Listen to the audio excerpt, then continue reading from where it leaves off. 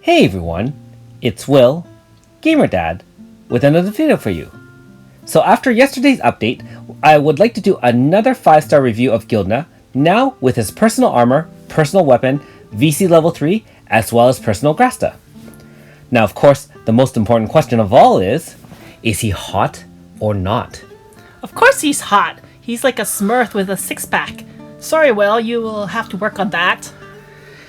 Yep, yes I do. Okay, so you can see he's obviously a shadow character, and you can grind that, don't forget, in Snake Liver Damaku.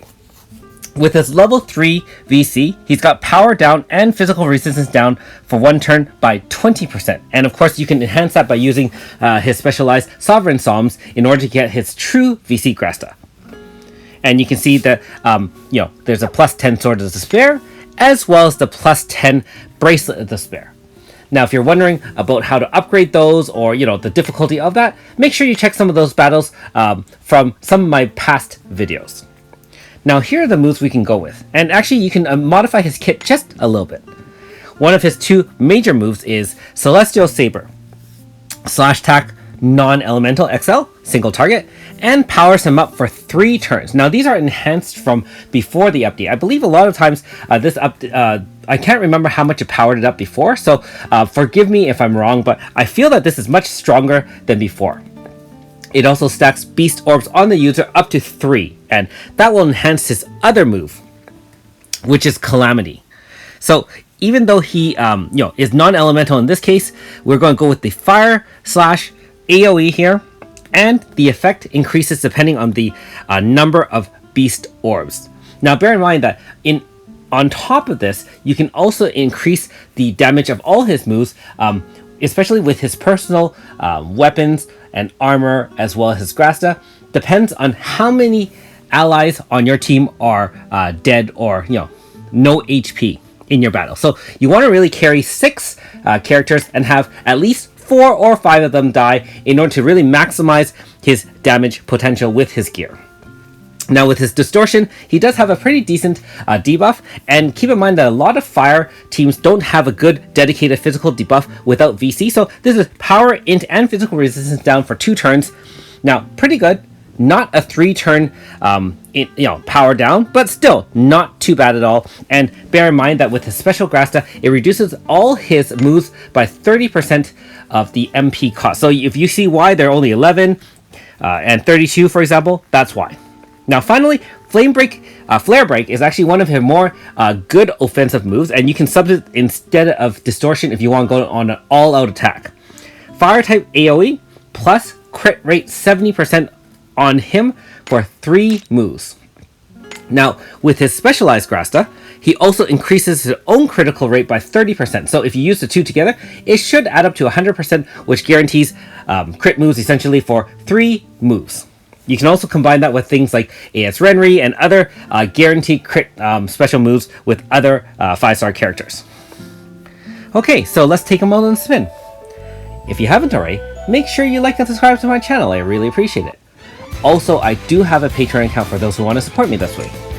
So, first of all, he doesn't have a self-heal move unless you, add a specialized Grasta, which is I think it's the Power of Absorb Sword. So if you really want to keep him of top HP, you can do so by using that, and he does a tremendous amount of damage, of which he can totally absorb that back, just like Garyu's OG with Manifest and his Inferno. So you can really convert him into something like that if you want to use those kind of Grasta, or if you just want to use pure elemental Grasta to enhance him, you can do so as well.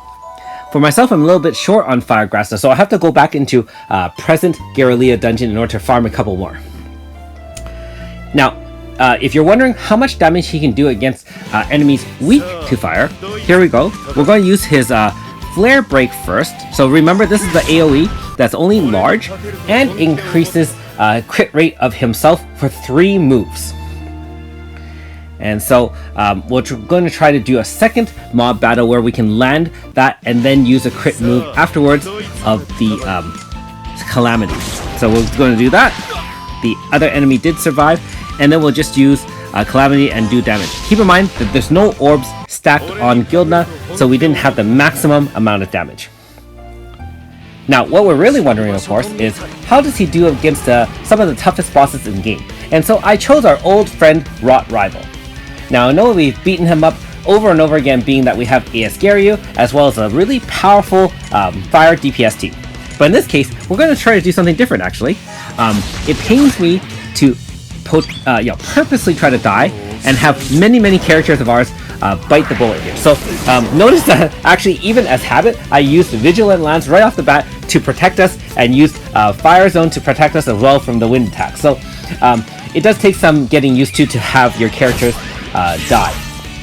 You can feel free to leave some comments below if there's any specific way you can leave your characters at 1 HP before starting the battle. I mean, you could just go fight some mobs and just cast heal over and over again, but or you could, I guess, bring some level 1 bots, Rainbow Sisters, if you haven't leveled them up, and then put no armor on them, and you can just have them die in turn 1. In this case, I would advise against that only because you can actually build a full AF bar using a dedicated team, and then maybe just purposely suicide, or if you have a lesser powerful team and by chance the enemy overpowers you, then you kind of have like a backup secret weapon in Guildna, such that if the battle's not turning your way, you still may have a chance to win the battle with Guildna as a solo character. So you can see the rotation from a couple of wind AoEs. He's got that light underneath that targets 2 enemies that actually does a tremendous amount of damage. And he has some single target physical attacks that can really wipe your team if you're not well prepared. Aesgario now gets killed. Keep in mind, we have no healer here, so of course we're not really well equipped to deal with some damage there. Now finally, we have only Gilda by himself.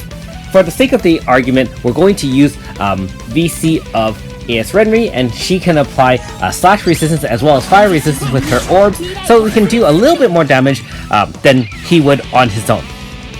So let's see what kind of damage we can do during the AF. Bear in mind that since we have less hits, the multiplier isn't going to be quite as good. Now, we have the auto set up, so we're going to do 3 orbs, and look at that, 12.8 million damage in a single hit with the Calamity with 3 orbs. And bear in mind that when he gets a guaranteed crit hit in the form of his own or with the help of AS Renri, he can build up 2 orbs. So it only takes 2 turns to get to 3 orbs, and then you can unleash Calamity. I haven't played around with it to see if you can unleash 2 Calamities in 1 AF bar, but 1 is already very powerful, and I mean 12 million against enemies is more than enough to defeat most of the tougher bosses in the game, especially if they're weak to fire. So for example, that Tempered Hound that a lot of people may be having trouble with, this one might do the trick for you. So in conclusion, I would say that he's got a pretty interesting upgrade. He has some potential for sure, and I don't think you would mind having him on your fire DPS team. Overall though, I would think that he is still surpassed by a lot of other fire DPS. You have, like, for example, Yuin, a whole slash team in the form of AS Akane, AS Renri, but still, a nice little backup just in case things go wrong. Thanks for watching. We'll see you next time.